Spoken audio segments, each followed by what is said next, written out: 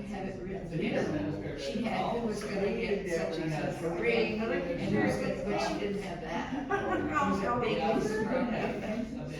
What rigmarole we had to go through. The both brothers didn't fight him about it, because they all knew what that was intent. But still, wanted to make it legal and make it part of the state plan. Yeah, that's what they So, do.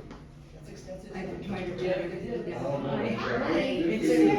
They are still fully working out, so we're gonna go ahead and go get started. I was just shocked. Alright, we're gonna get started and then have our other friends join us as they're done with sale. Okay, all right, good. Well, thanks for being here.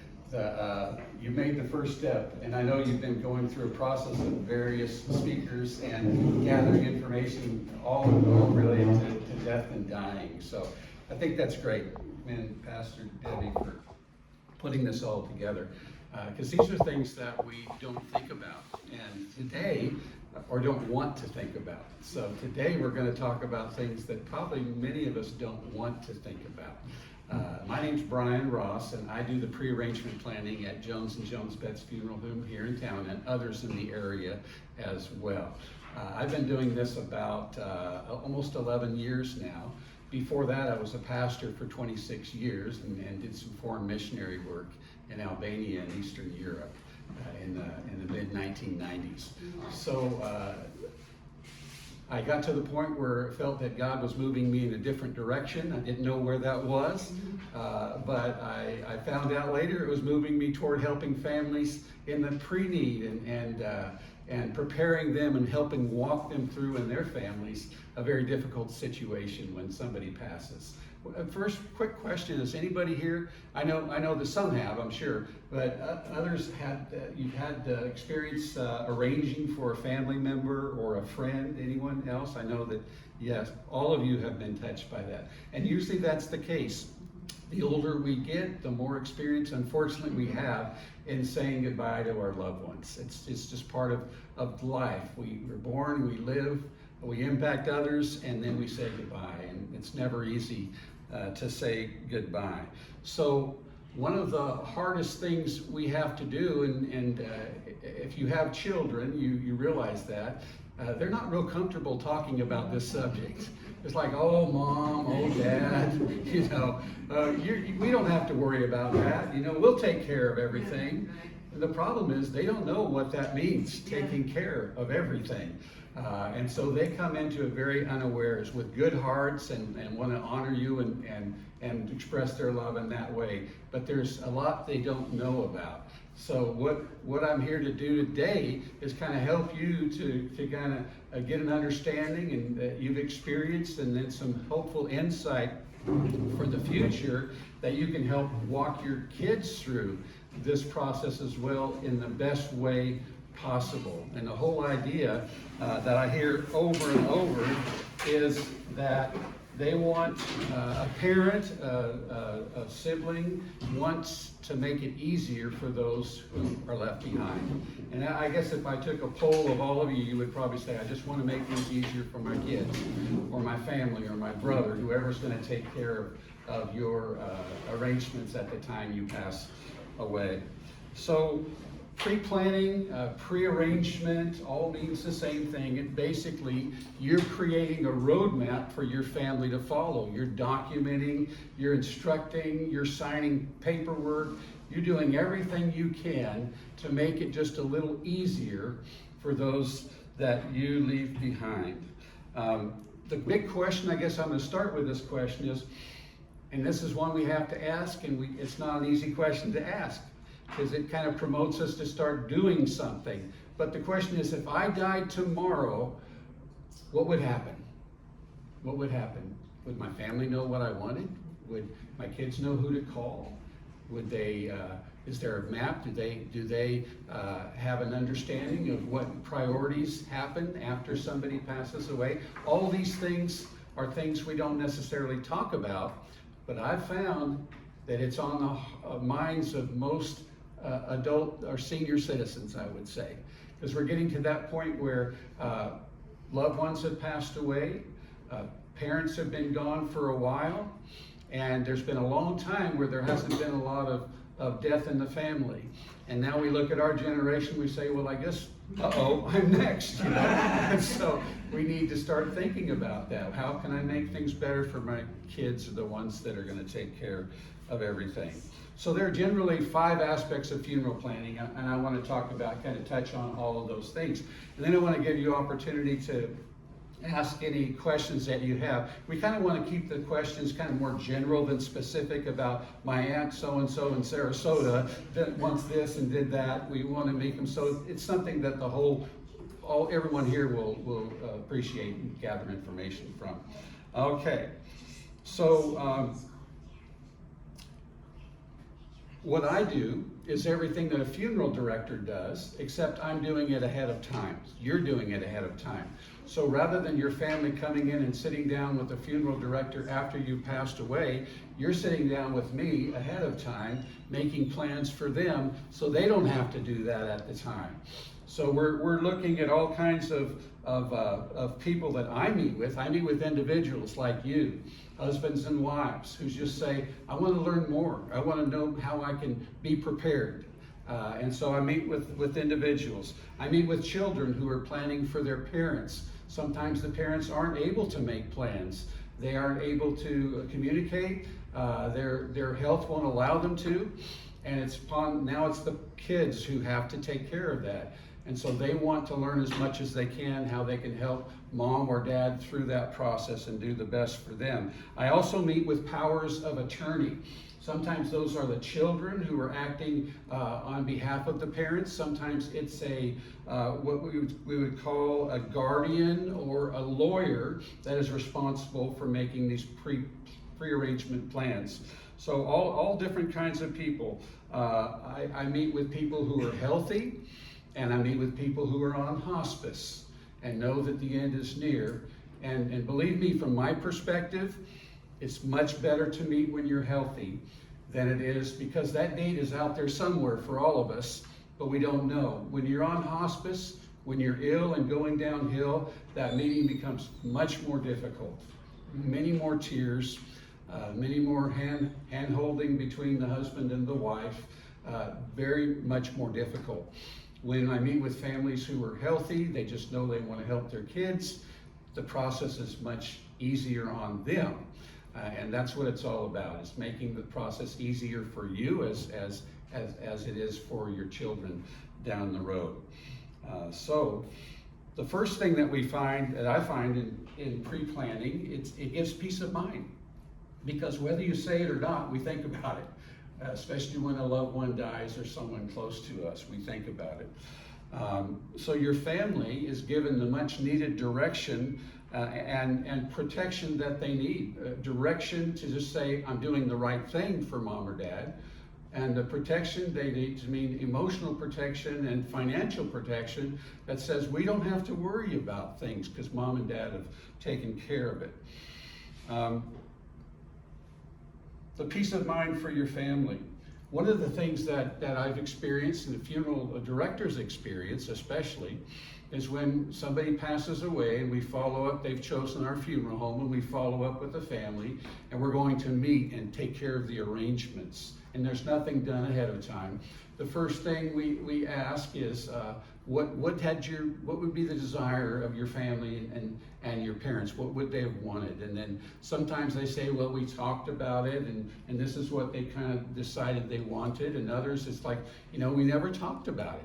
We don't know exactly what they wanted. I think they mentioned cremation a few years ago, that kind of thing.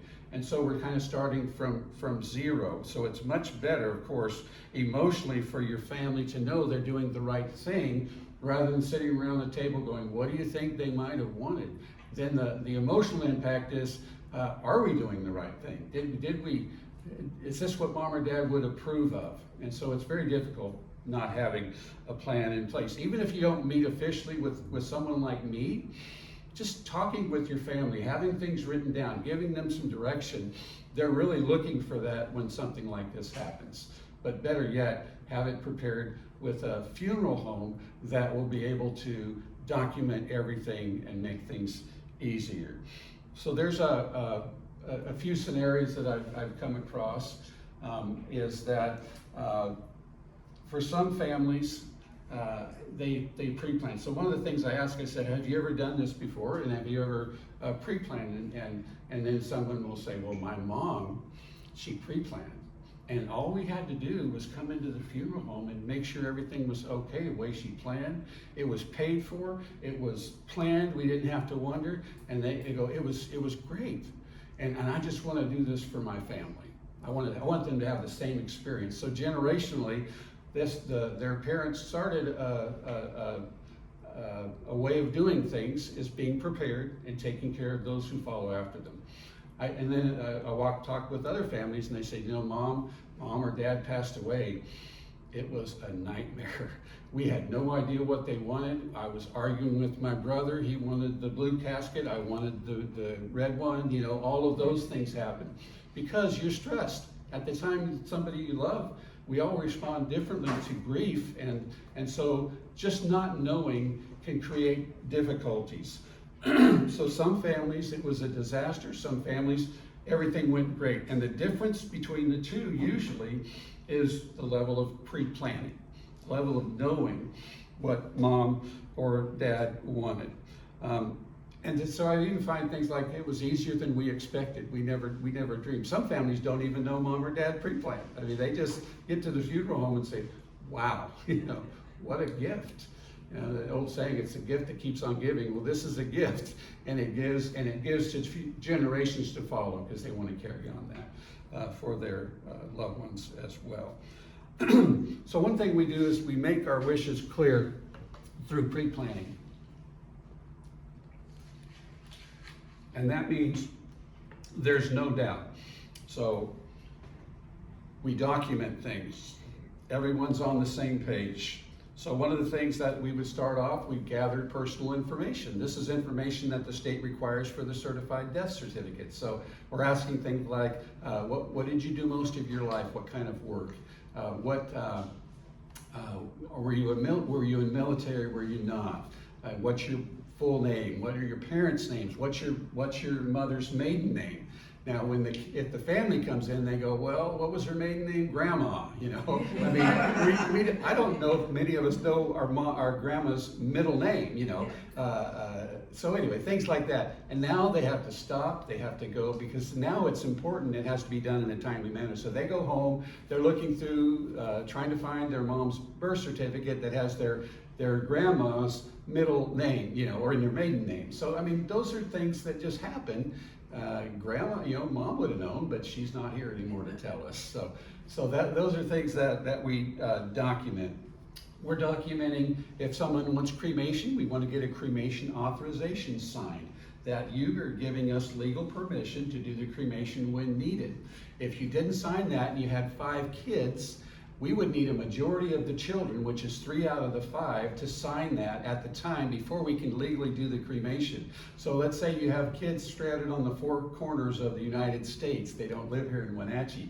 We can still do it because of, thank the Lord for email, right? I mean, we can send that, they can docu-sign. It's just another step, another layer that you don't have to go through, or your kids don't have to go through, because you've taken care of it on yourself for them. So it provides full documentation. It prevents against family disagreements. I mentioned one thing before about, you know, families being on the same page and one wanting one thing and one wanting the other. This takes that all off the table. I know you're probably the same as me. You don't want your death to cause any issues between your family you leave behind. And unfortunately, those things do happen. I mean, we all know about the guy who's a rich guy and he dies, and there's 12 people sitting in a room trying to get his stuff, you know, that's left over, hoping they're on the will or part of the thing. I mean, that's not the norm for most of us, of course. But we don't want anything that we didn't plan for or didn't show and write down to cause an issue. One of the things that I've found is that mom or dad take care of the pre-planning, you know, and as much as they did, they just at least document some things and get us, but they didn't know fully what to do, but they did as best they could, you know. And there are some things they may have missed, but they've done a great job in helping the family move forward.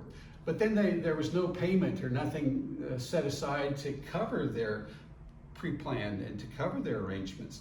So the kids come in, and I have 4 children.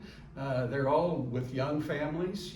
They're struggling. They don't have a lot of extra money that they can come in and make payment, when at the time. So one of the kids who's doing a little better would say, you know what, I'll go ahead and take care of this. We can do it, and then you guys just pay me back, as you're able in the next few months or something, or years, whatever the arrangement is. And then they take care of it, and everybody's happy. And then Dad passes away 5 years later, and they come in, and this one's not talking to them because you know what happened? They never paid them back. They just kind of lost interest in it, and so now there's a rift in the family for simply, and it could be just simply a little amount of money, but there's hurt and there's a loss of relationship, and we don't want that. That's the last thing that you want anybody to experience in your family is my death or your death causing a rift in family relationships. And I find that this kind of situation we're dealing with the pressure and the grief that losing someone brings to your family and to you, it just reveals the level of dysfunction in a family. Where all families have a level of dysfunction, but this just brings it to the surface. And as much as we can do to alleviate that, it's great for your peace of mind. It's great for the whole family. Now, I mentioned some of the documentation. One of the things that we find, along with the cremation authorization, which can hold things up for quite a while if we don't have it signed and in place. And one thing in talking about that, if you may have a power of attorney already in place, maybe one of your daughter or your son or a brother or sister is your power of attorney, or someone that is in that situation. Want to make clear that the power of attorney, their ability to sign for you or for someone else, it becomes obsolete. It passes away when somebody dies. So if I was power of attorney for my mom, and I was able to write the checks, I was able to sign documents, I was able to do everything, a minute after she passes, my capacity to act on her behalf is done. And so so bank accounts, access, these kind of things, decisions that need to be made are no longer your child or your power of attorney's ability to perform for you. So there's other ways to get around that.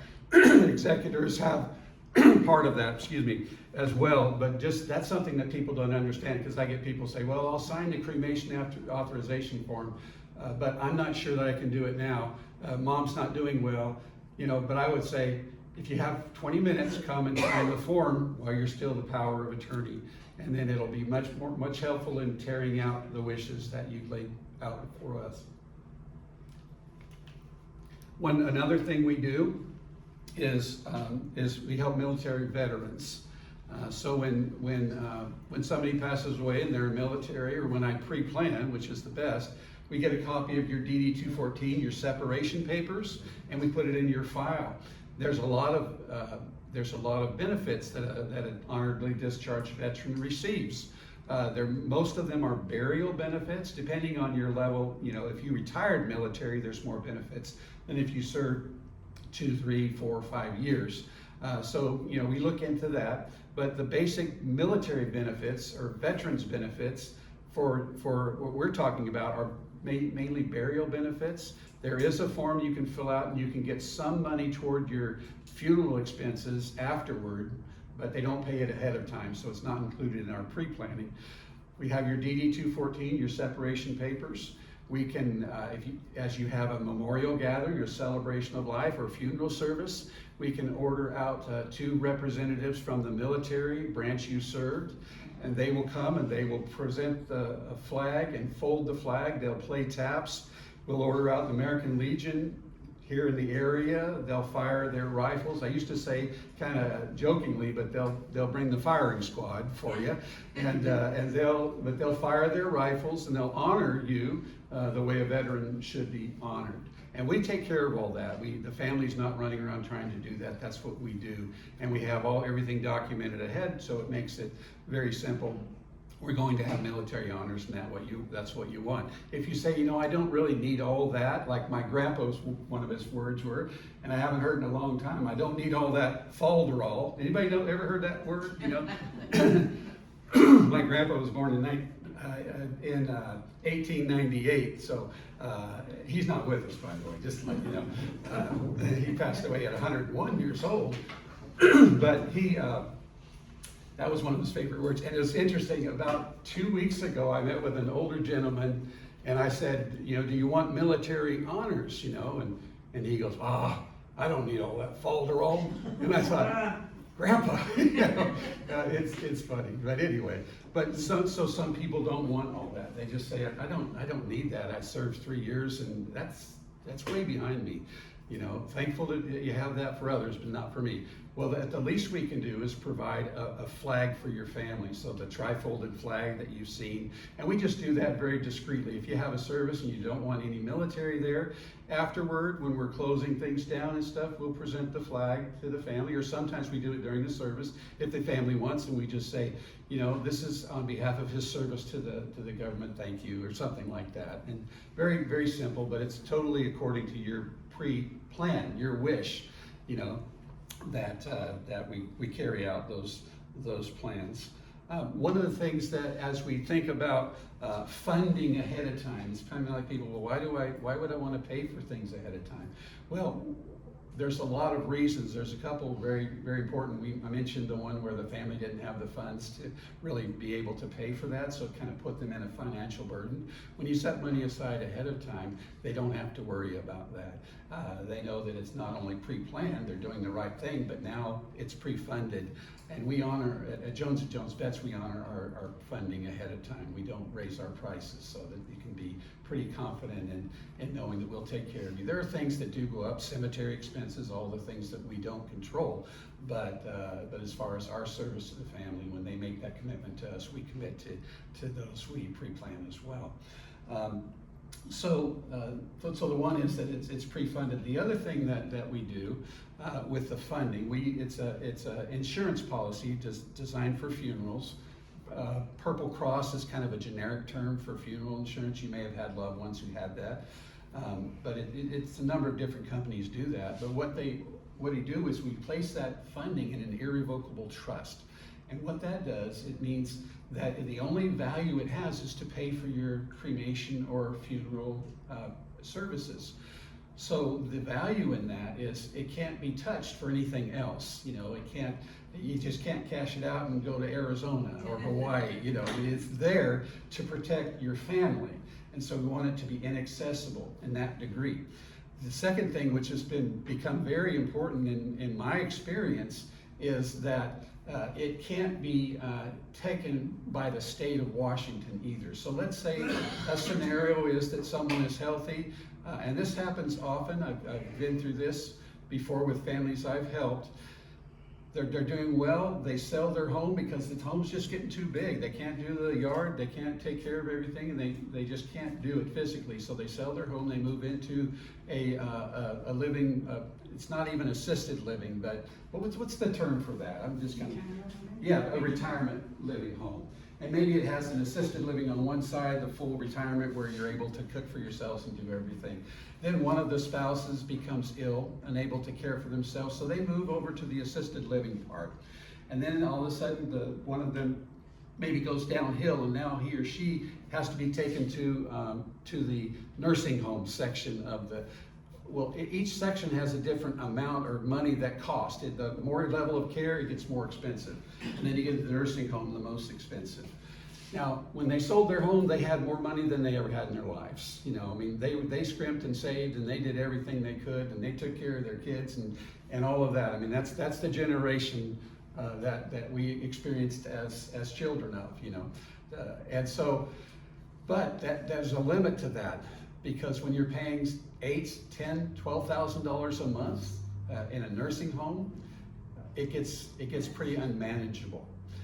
So maybe some of you have experienced that with your parents. So what the state of Washington will do, Medicaid specifically, DSHS is the agency that oversees this. It's called a Medicaid spend down. What they do is they come in and they evaluate. So let's say you got $50,000 left in your bank account, and the money is going $10,000 a month. So you say we got 5 more months to pay for mom or dad's care. Now the kids start getting anxious and worried, which of course, or the surviving spouse, and they said, what do we do next? You call Medicaid, they come out and they evaluate all your finances, they go through everything, what your income is, and you spend down until you get to a level that's required for family. I think a couple is $5,000. Don't hold me on the numbers. And a single person is $2,500 wealth that you have and keep, and then everything else is going to be taken by the living of the facility that a person is in. So after that point, even if you have money said, okay, I've got $5,000 sitting in my bank account in savings. This is earmarked, and I even put a savings account, my funeral account.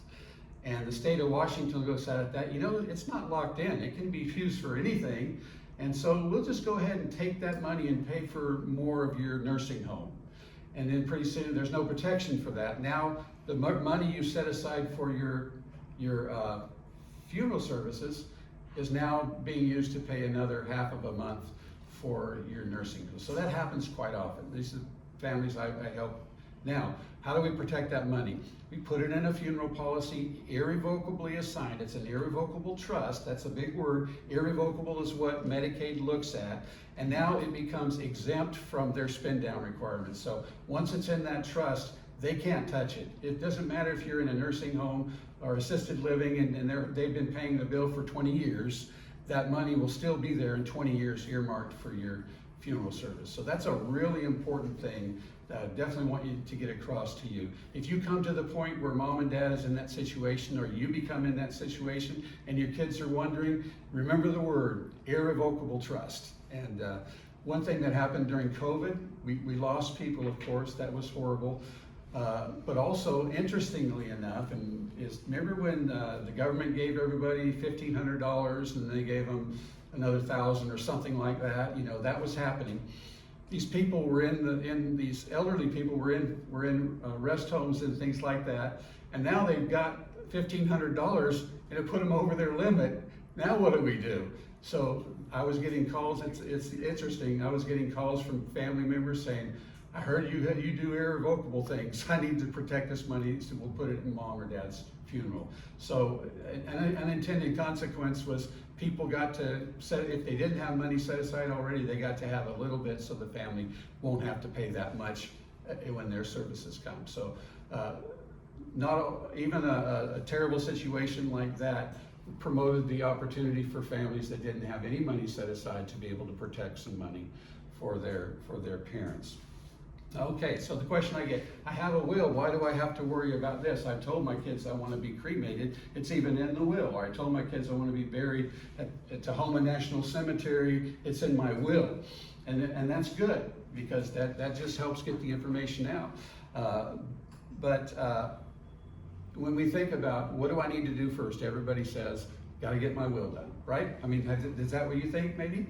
Got to get my will done. That's what I think, Not that I have a whole lot. I'm leaving my kids equally all the bills I have. I think that's fair, don't you? So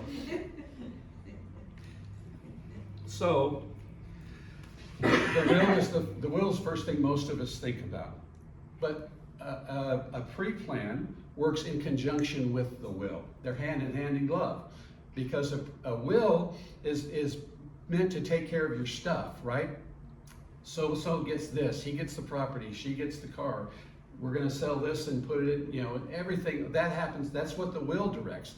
The will is contingent upon the certified death certificates that are provided by the funeral home after someone dies. That gives them the key, unlocks the door for them to dispose of your property the way you've asked them to do.